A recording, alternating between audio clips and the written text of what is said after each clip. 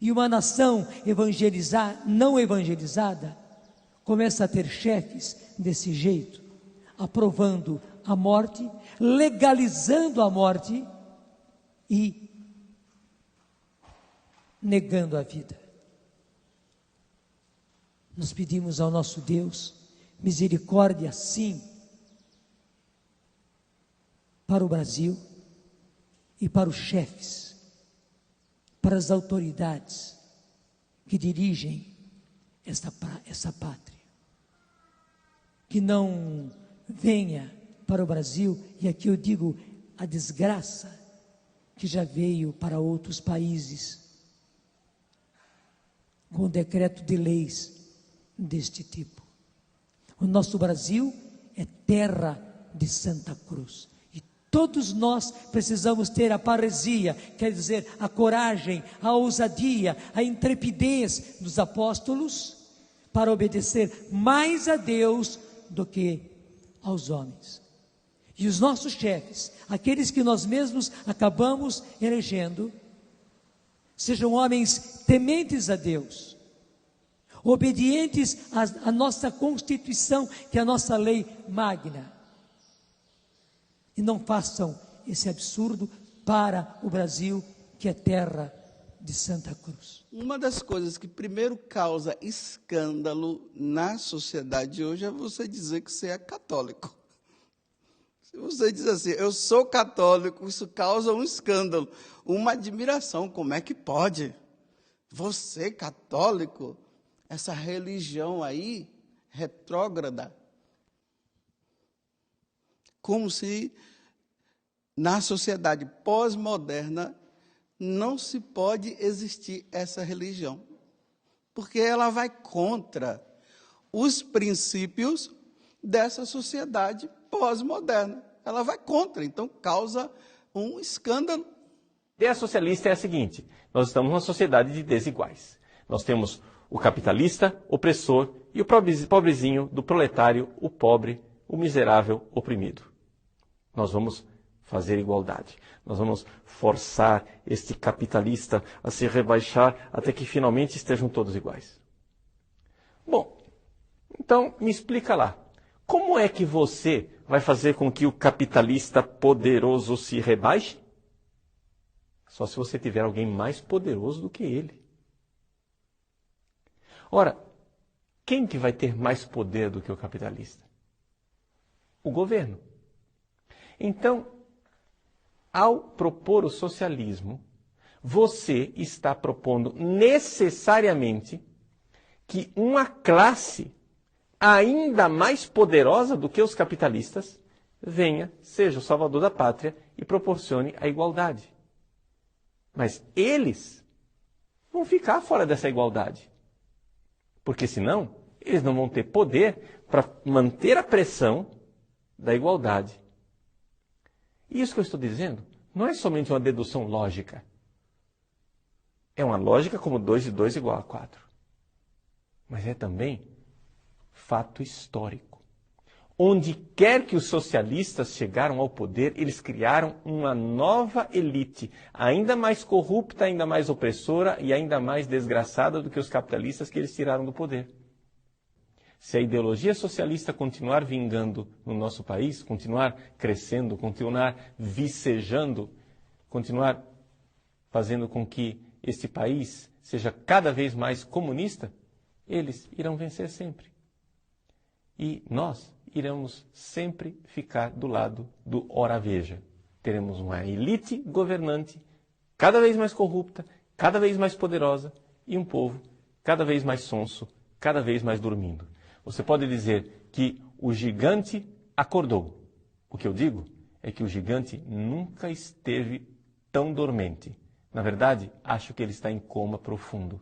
Porque quando você não enxerga os males que afligem a você, você vai às ruas e protesta.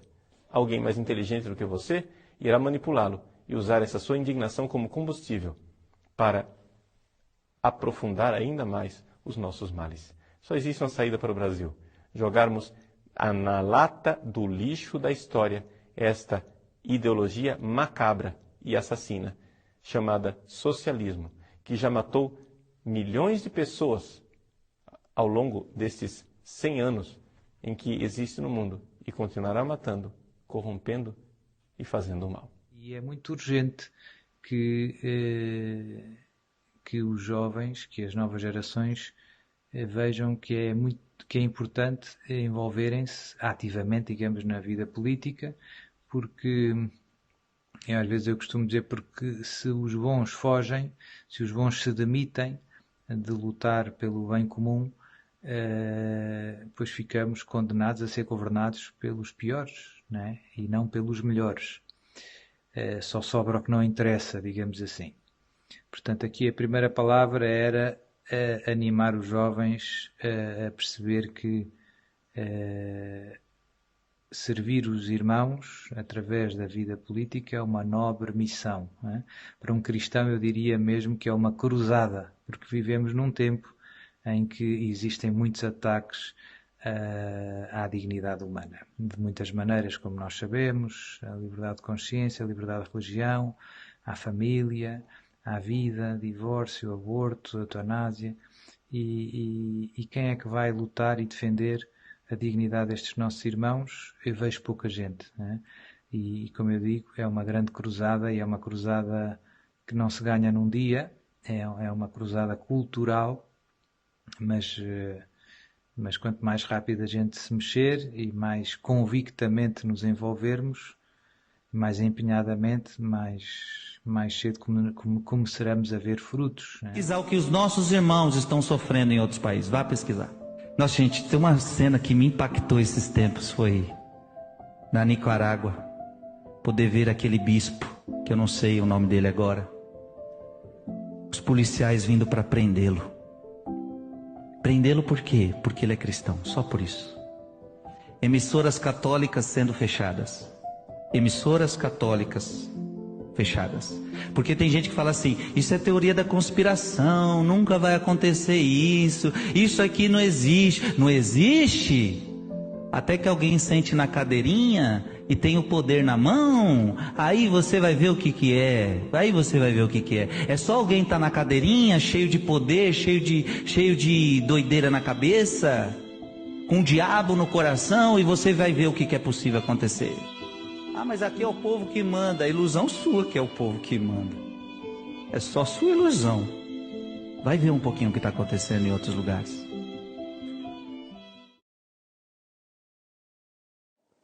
Então, o marxismo, ele agia muito pela força armada. Quando caiu o comunismo, ele passou a agir pela cultura. Então, o padre Paulo Ricardo fala muito da cultura marxista, né? Então, agora não vamos mais dominar o poder pelas armas, porque viram que não deu certo. A Rússia desabou, né? Então, o que passou a se trabalhar pela cultura? Vamos trabalhar com a universidade, vamos trabalhar com a imprensa, vamos trabalhar com os sindicatos, vamos trabalhar com os jovens, né? De modo a fazer sobreviver o marxismo de um outro jeito. Then the evil one can even attack those in positions of leadership. O demônio também pode atacar aqueles que têm alguma posição de liderança. Jesus warned us. Jesus nos alerta. When he says, Satan will say, strike the shepherd. Quando ele diz que Satanás vai se disfarçar. Strike the shepherd, and the sheep will be scattered. Ele vai atacar o pastor justamente para que as ovelhas se percam. And therefore the evil one will want to attack those in positions of leadership in the government, in the country. Portanto, o demônio vai atacar aqueles que têm posição de liderança no governo, no país.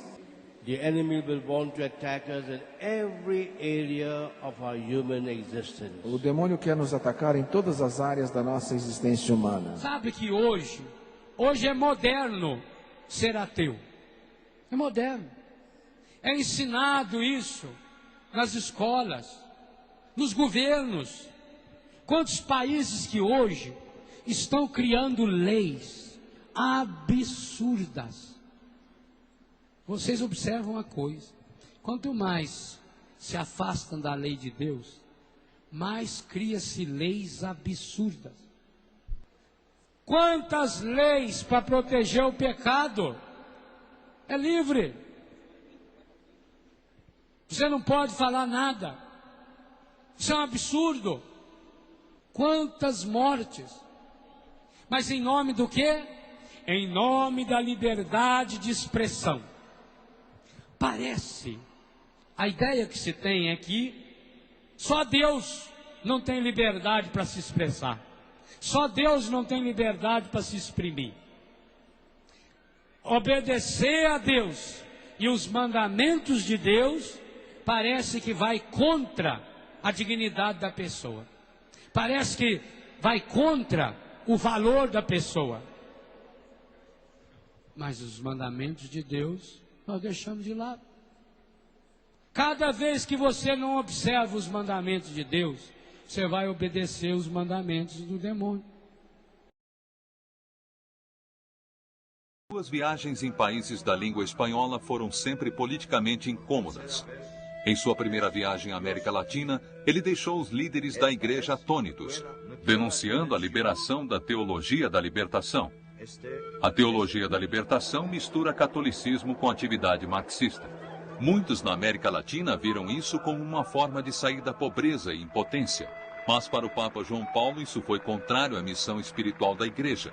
E líderes que continuaram apoiando isso foram substituídos. O confronto mais direto entre o Papa e os líderes de esquerda foi em Nicarágua, em 1983. Na chegada, ele repreendeu um padre que havia se recusado a deixar o governo. Mas o pior atrito foi mais tarde. O altar para a missa estava cheio de imagens revolucionárias, mas um símbolo estava faltando de propósito. Não havia uma cruz. Manifestantes que aparentemente apoiavam o governo gritavam: "Queremos paz". Logo o Papa deu um basta. Silêncio, ele exigiu.